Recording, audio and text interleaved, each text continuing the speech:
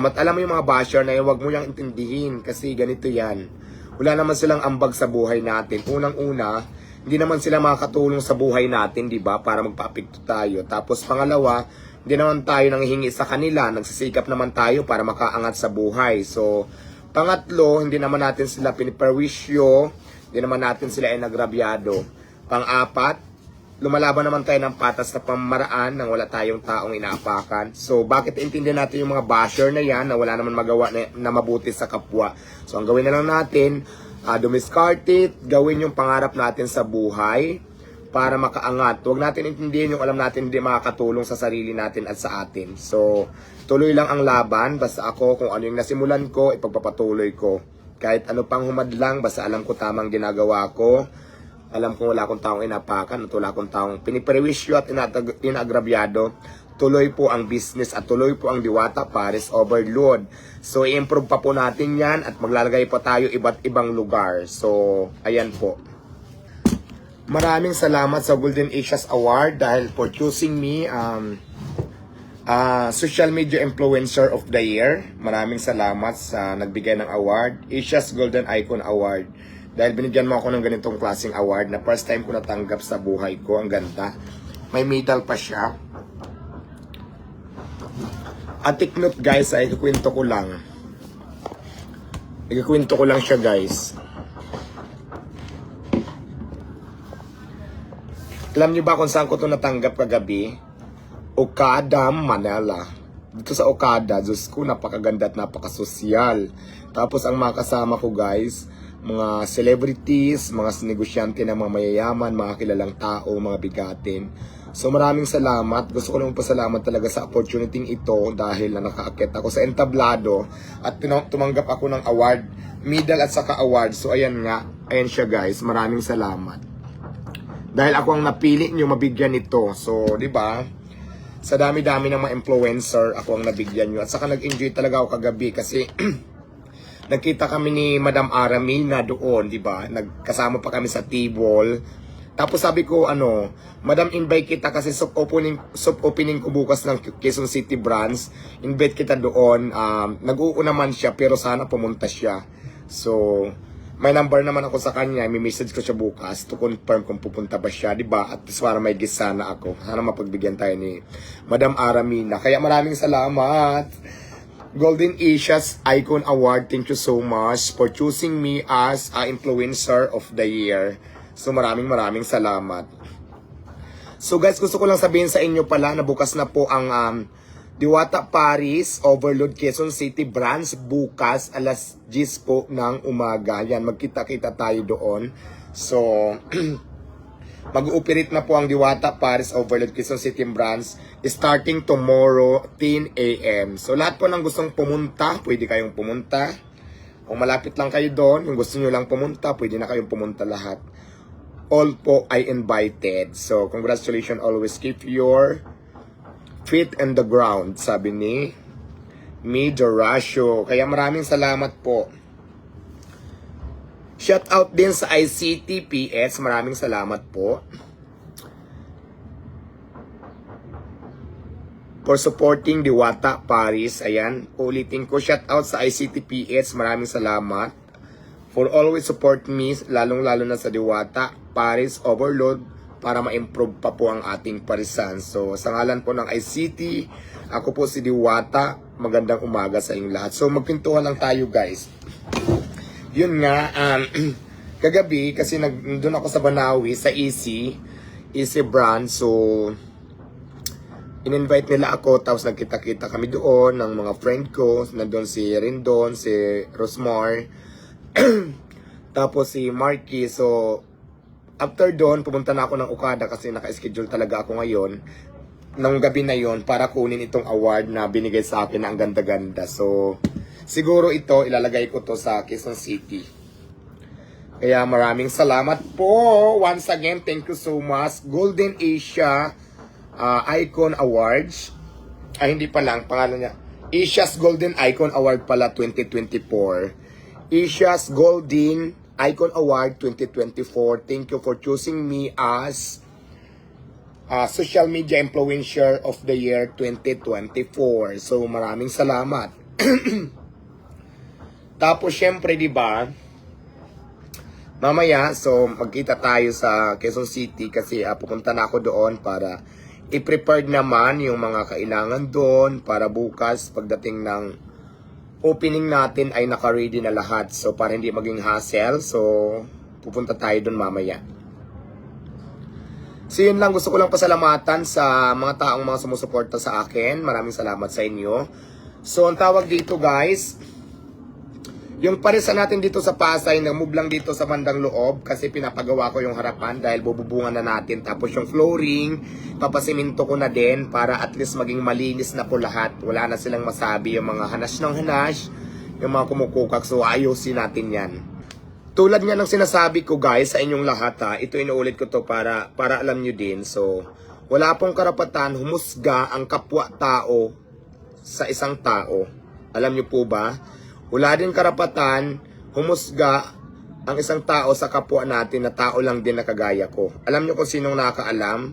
Diyos lang ang may karapatan humusga ng isang tao at Diyos lang nakakaalam kung ano ang magiging kapalaran ng isang tao, hindi kapwa-tao. So, huwag nyong intindihin yung mga basher na yan, no? Kasi kadalasan dito sa social media, lalo na, kailangan matibay ka talaga. So, maraming taong mapanghusga. Pero kung isipin yung mabuti, itatanim natin sa isip natin, parihas, pari-parihas, ang basher nandyan lang yan. Yung mga nanguhusga, didmahin nyo lang yan, huwag nyong intindihin. Kasi sa pagkakaalam ko, kung tao lang din pareho, wala pong karapatan at walang kakayahan husgan ang isang tao. Kung ano ang magiging kapalaran ng isang tao, Diyos lang po ang nakakaalam, hindi po kapwa-tao. Di ba? Diyos lang ang nakakaalam kung ano ang magiging kapalaran ng isang tao, hindi kapwa-tao. I am right? Huwag na huwag kayo magpapapikto sa mga bashers na yan. Kasi kaakibat talaga ng tao yan. Gumawa ka ng mabuti, may basher. Gumawa ka ng masama, may basher. Ordinary yung tao ka man, may basher. Artista ka man, may basher. May basher. Influencer ka man, may basher talaga. So, negosyante ka man, may basher talaga. So, meaning to say, ang basher, kaakibat talaga ng isang tao. Di ba? Lalo ng mga kapitbahay nyo, galit yan lagi pag alam nilang nalalamangan mo sila. So, ganyan ang mga basher. So, ang advice ko lang, don't mind your basher. Huwag ka magpaapikto sa mga sasabi nila dahil hindi yan nakakaganda. Kasi kung isipin nating maigi, tao lang din sila nakagaya natin. Wala silang karapatan husgahan kung ano ang magiging kapalaran ng isang tao kasi tao lang din sila. Ang may karapatan lang humusga ay Diyos kung saan siya po ang lumikha sa atin. Agree ba kayo?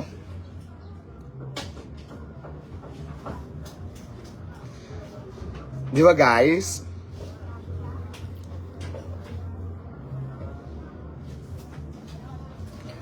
Gusto ko lang din pala sabihin guys, ang dami pong lumalaganap na fake account ngayon ni Diwata. Ito lang po ang ating legit account na gamit ko ngayon. Diwata Paris over fan page kung saan mayroon na tayong 1 million followers. Huwag po kayong maniniwala sa mga fake account na pares kami ng profile. Tingnan nyo muna yung followers kung umabot ng 1 million.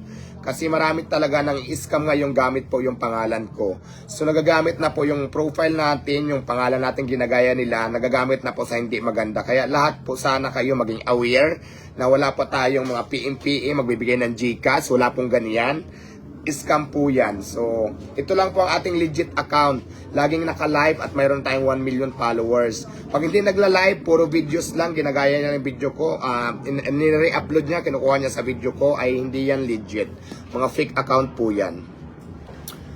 Once again, maraming salamat sa Isha's Golden Icon Awards for choosing me as influencer, social media influencer of the year. Maraming salamat po. Shout out sa Barako Vlogs. Shout out kay Ananda Gento. Hello, shout out po Ananda Gento.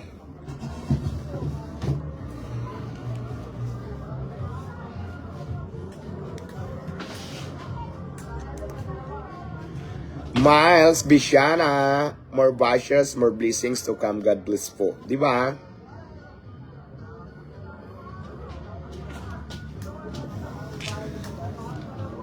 At ito pa pala, may natanggap pa akong isang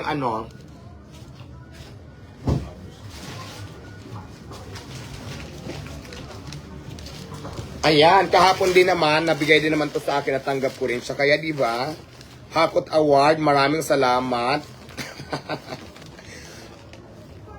Char, di ba, Pak? Di ba, Shala? Charing. So, ayan, maraming salamat. Ayan, screenshot nyo na ako para maluka na yung mga basher. Dapat nakalabas yung medal. Ayan, thank you. Screenshot na, 1, 2, 3, 4. 1, 2, 3, 4, screenshot. Pamay na lang, screenshot, charing lang. 1, 2, 3, 4, 1, 2, 3, 4, 1, 2, 3, 4, 4, 5, 6, 1, 2, 3, 4, screenshot. Hello, madam, peace for watching. Ayan, di ba? MC, hello. Ayan, screenshot na, 1, 2, 3, 4, 1, 2, 3, 4, 1, 2, 3, 4, screenshot na para mapampo sa Facebook. So, ayan mo natanggap ko kahapon ng mga awarding. Kaya maraming salamat po.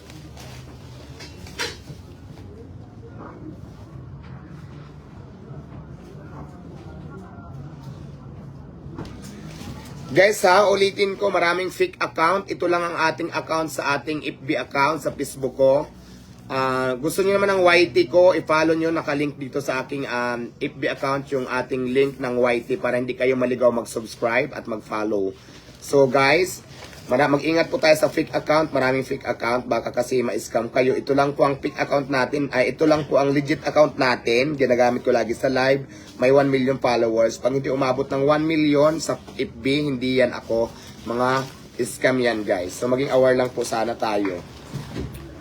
So ayan, maraming salamat again sa award kong ito. O, screenshot na. Screenshot na guys. Diba?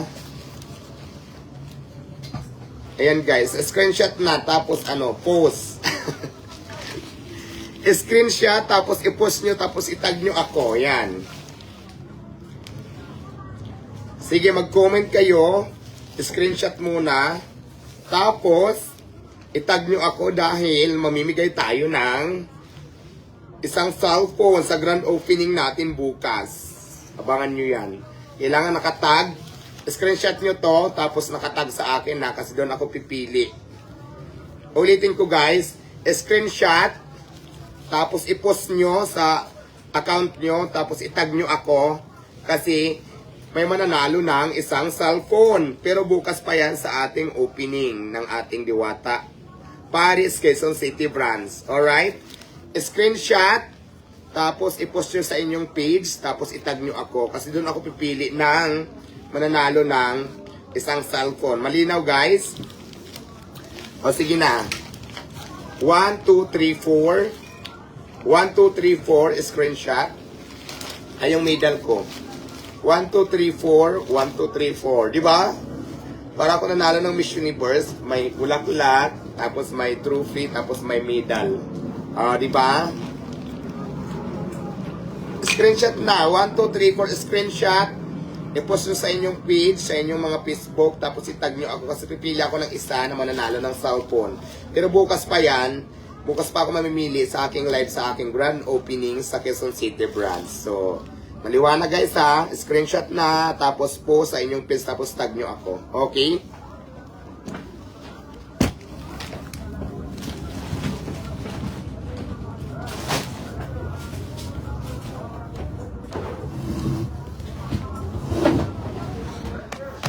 Ayan na, maupay nga aga sa lahat nga mga waray. Alas 8 na, mamaya mga 8 kasi mamimili pa tayo, tapos saka na tayo Nilipat mo na yung Magdala ka ng mo charger doon mamaya kasi may wifi na doon. May CCTV na doon, kompleto na. Hindi ko kung kanina ito kay Jason ba ito? Ayan guys, yung kanina pina-screenshot ko. Screenshot nyo yon, tapos post sa inyong feeds, tapos itag nyo ako para mamili tayo ng mananalo ng isang cellphone tomorrow sa ating grand opening.